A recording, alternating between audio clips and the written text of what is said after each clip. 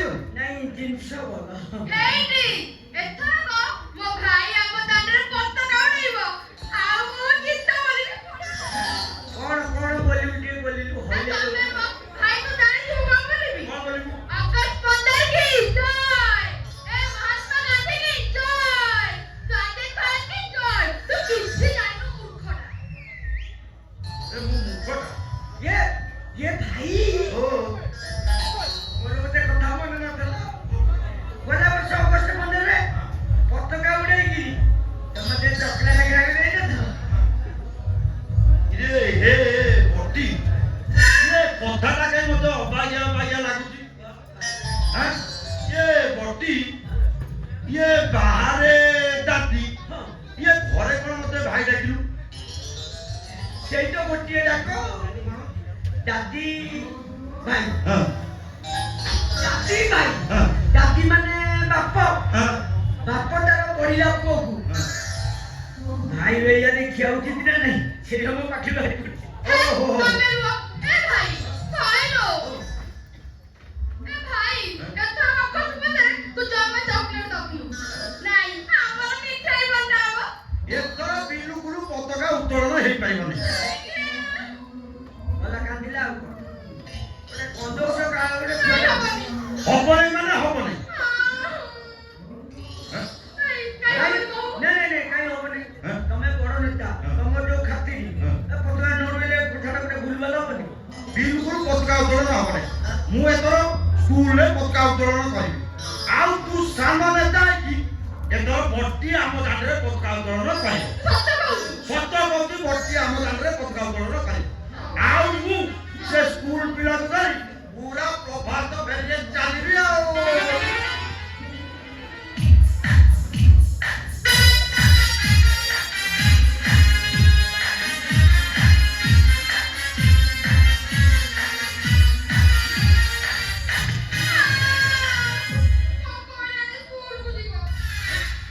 ଆରେ ମୁଁ ସ୍କୁଲକୁ ଯିବି ବଟି ଆମ ଦାଣ୍ଡରେ ପତାକା ଉତ୍ତୋଳନ କରିବ ଆଉ ଯୋଉ ଅନ୍ୟ ନେତା ମାନେ ରହିଲେ ହଁ ସେମାନେ ଘରୁ ଫୁଲମାଳ ପକେଇ ତମକୁ ପ୍ରସେସନ କରିକି ନେଇକି ଯିବେ ହେଲା ଏ ଭାଇ ଓ। ତୁ କଣ ଖାଲି ସ୍କୁଲ କୁ ଭାଷଣ ଦବୁନୁ ହଁ କଣ ଦବୁ କହିଲୁ ଇଏ ମୁଁ ଭାଷଣ ଦେବି ଇଏ ଭାଇ ଓ ଭଉଣୀ ମାନେ ଆଜି ଅଗଷ୍ଟ ମାସ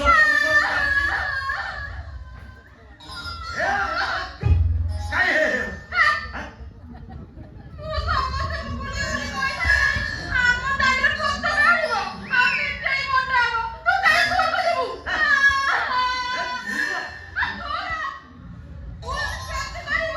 ତାର ତୋ ଯୋଉ ଖଦ ଖଦଡିଆ ପଞ୍ଜାବୀ ତାର ଯୋଉ ପେଜା ମୁଣ୍ଡ ଦେଖି ମୁଁ ଇସ୍ତ୍ରୀ କରି ରଖିଛି ତାର ଗପ ପୂଜା ପୂଜା ଇରେ ଆମ ଦାଣ୍ଡରେ ପୁରା ବଟି ପତାକା ଉତ୍ତୋଳନ କରିବ ଉଛୁଳୁ କାଇଁ ମୁଣ୍ଡିଟା ଇରେ ଆମ ଦାଣ୍ଡରେ ବଟି ପତାକା ଉତ୍ତୋଳନ କରିବ ହେଲା ମୁଁ ଉତ୍ତୋଳନ କରିବି ହଉ ତୁ ଯା ଟିକେ ଖାଇବା ବ୍ୟବସ୍ଥା କର ଭାଇ ଓ ଖାଇଲୁ କଣ ଇଏ କଣ ଆମ ଘରେ ଖାଇବ କି ଆମ ଘରେ ଖାଇବ 3 କିଲୋ ଅଟା ଅଛି ତାও 2 କିଲୋ ଆଣିକି ଆସିବୁ ଇଏ 3 କିଲୋ ଅଟା କଣ ହବନି ଆଉ ହେ ବଟି ହଁ ମା ତତେ ଡାକୁଛି କଣ ଏ ତୁ କେଇ ତର ଖାଉଛୁ ବେ ଆଉ କେତେ ଖାଉଛୁ ବେ ନାଇଁ ଭାଇ କଥା କଣ ହଁ ମୋର ଆଗରୁ ଅଧିକା ଥିଲା ହଁ ତଥାପି 100 ପଟ ଖାଉଥିଲି ହଁ 100 ଯାଏ ଯାଉଥିଲା ହଁ। ଟିକେ ଡାଇବେଟିସ୍ ଧରିନେଲା ପରେ ହଁ କମେଇ ଦେଇଛି କେତେ ହଁ ତଥାପି 60-70 ପଟ ଯାଉଛି ଆଉ ଅଧିକା ରଖି 60-70 ପଟ ଯାଉଛି ସେ ଯୋଉ 60-70 ପଟ କରିବୁନି ଟିକେ ମୋଟା ସାଇଜ କରିବୁ ଟିକେ ମୋଟା ସାଇଜ କରିବ ଓରା ଅଟା କିଣିବୁ ବେଲିବୁ ରୁଟି କରିବୁ ଖାଇବୁ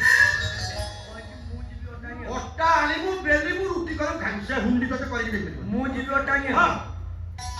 ନାଇଁ ମୁଁ ଯିବି ଆଣିବାକୁ ହଁ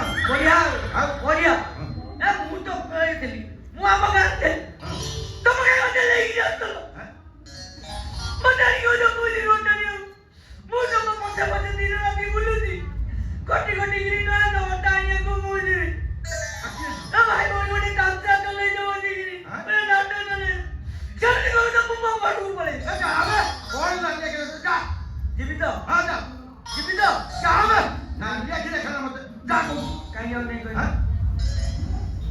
ତମର ଯୋଉ ଭଳିଆ ଚେହେରା ତାପରେ ନେତାଗିରି କରୁଛ ଖଣ୍ଡା ଧାରରେ ଚାଲୁଛ ମୁଁ ଅଛି ବୋଲି ତମ ପାଖ କେହି ମାରୁନାହାନ୍ତି ଆଉ ସେମିତି କଥାବାର୍ତ୍ତା କଲେ ପଳେଇବି ଯା ପଳେଇବି ଯା ବେ ଚାଲିଲି ଯା ଚାଲିଲି ଯା ଯା ଏ ଭାଇ ଆଁ? ଏ ବଟି ଭାଇ ମୁଁ ଯାଉଛି ଏ ବଟି ଭାଇ କଣ କହୁଛୁ ଏ ବଟି ଭାଇ ତମେ ଯିବୁନି ଏଇଠି ମୋର ଗୋଟାଏ ବୋଲି ଭାଇ ତା ହାତରେ ଯେମିତି କାହା ଛାଇ ନ ପଡେ ଏ ବଟି ଭାଇ ତୁ ଯେତେ ରୁଟି ଖାଇବୁ ତୁ ଖା ମୁଁ କରିକି ଦେବି ତୁ ଭାଇ କହିଲେ ତ ମୁଁ ତୁ ଘରକୁ ଯା ତୁ ଘରକୁ ଯା ଯାଇପାରିବି ଏ ଭାଇ ଯା ଯା ଇଏ ମୁଁ ଯାଇପାରିବିନି ଯାଇପାରିବୁନି ନା। ପଇସା ଧ ଦୋକାନକୁ ଯା ଅଟା ଆଣିକି ଆସିବୁ ବିଲକୁଲ ଯାଇପାରିବିନି ଯାଉନୁ ହଉ ଯଦି ମୁଁ ଯିବି ତୁ ଯା ଘର ଭିତରକୁ ଯା ତୁ ଆଗ ଯା ମୁଁ ଏପଟେ ପଳେଇବି ତତେ କହୁଛି ଆଗ ଘର ଭିତରକୁ ଯା ଯାଉନୁ ତତେ କହୁଛି ଆଗ ଘର ଭିତରକୁ ଯା ତୁ ଆଗ ଯା ଓ ତତେ ଡାକୁଛି। ଯାଉନି ରେ ବଟି କଣ କହୁନା ଏ କଥାଟା କାଇଁ ମତେ କେମିତି କେମିତି ଲାଗୁଛି କଣ ହେଇଛି ରେ ବାହାରେ ଦାଦି ଘରେ ଭାଇ ଇରେ କଣ ବିଶ୍ୱାସରେ ବିଷ ଦବୁ ନା କଣ ଏ ଦାଦି ଆଁ? ତମେ ଗୋଟେ ଗୋଟେ କଥା ମୁଣ୍ଡରେ ପୁରେଇକି ଭାବି ଚିନ୍ତି କହୁଛ ମତେ ସେସବୁ ଭଲ ଲାଗେନି ଏତେ ଦିନ ତମ ସାଙ୍ଗରେ ଚଳିଲା ଭିତରେ ତମେ କଣ ଏ କଥାଟା କହିଦେଲ କହିଲ ମତେ ଛାତି ଫାଟିଲା ଭଳିଆ ଲାଗୁଛି ଆଁ? ସେମିତି ତମେ କହୁଛ ମୁଁ ତମ କଥା ରାଜି ତମ ବିଶ୍ୱାସରେ ମୁଁ ବିଷ ଦେବିନି ହେଲେ ବିଶ୍ୱାସ ଆସି ଯଦି ବିଷ ଉପରେ ପଡ଼ିଲା ମାନେ ନାଇଁ ମାନେ କଥା ନୁହଁ ତମେ ଯଦି ମତେ କହୁଛ ଚାଲ ଚାଲ ମୁଁ ତମ ସାଙ୍ଗରେ ଏ, ମୋର ଯିବା ଦରକାର ନାହିଁ ମୋର ଦୋକାନକୁ ଯିବା ଦରକାର ନାଇଁ, ନାହିଁ ନାଇଁ। ଇଏ ମାସକର ଖର୍ଚ୍ଚ ତୁ ଗୋଟାଏ ଦିନେ ସାରିଦବୁ ଆଳୁ ପିଆଜ ବାଇଗଣ ଯାହା ପାଇବୁ ଫାଙ୍କା ରଖୁ ନାହିଁ କାମ କାହିଁ ଅବିଶ୍ୱାସ ମୋ ଉପରେ ମୋର ଅଖଣ୍ଡ ବିଶ୍ୱାସ ଅଛି ହଁ ସିଏ ମୋ ଭଉଣୀଟା ହୁଣ୍ଡିଟା କାଳେ କୋଉଠି ପାଦ ଖସେଇ ଦବ ବୋଲି ହଁ। ଇଏ ସହର ବଜାର ଦୋକାନ ସ୍କୁଲ ଫୁଲ ମୁଁ ତାକୁ ପଠେଇଲି ନା, ନାହିଁ ହେଲା ନା। ତୋ ଉପରେ ମୋର ଅଖଣ୍ଡ ବିଶ୍ୱାସ ରହିଲା ହଁ। ଏଇ କାମ ତୁ ଏଇଠି ବସ ହଁ, ହାଁ? ହଁ। ମୁଁ ଯାଉଛି ହଁ। ସଉଦା ସବୁ କିଣିକି ଆଣିବି ହଁ। ତୁ ଏଠି ଖାଇବି ହଁ। ହୁଣ୍ଡି ତତେ ଲାଗିଲା ହଁ ମୁଁ ଆସୁଛି ହଁ ହଁ ସେଥିରେ ଚିନ୍ତା କର ନା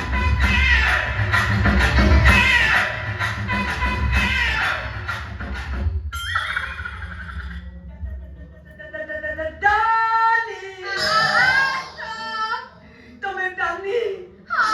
ମହାଦାନି କିଛି ଦାନ କର କବାଟ ଖୋଲ